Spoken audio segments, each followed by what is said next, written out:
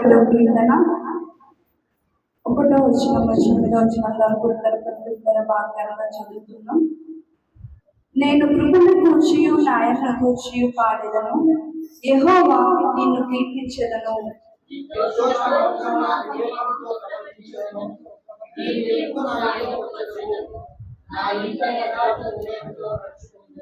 నా కన్నుల ఎదుట నేను ఏ దుష్కార్యమును ఉంచుకొనను.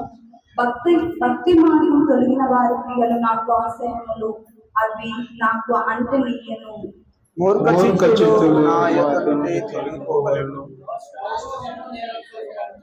తమ పొరుగు వారిని చాటున దూషించు వారిని నేను సంహరించదను.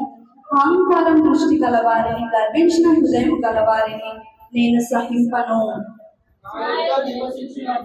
దేశంలో నమ్మకస్తులైన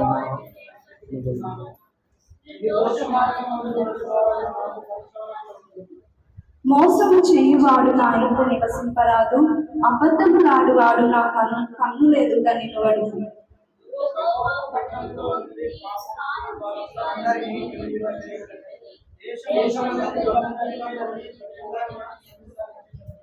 ఎనిమిదవ వాక్యం మనమందరం కలిసి చదువుకుందాం.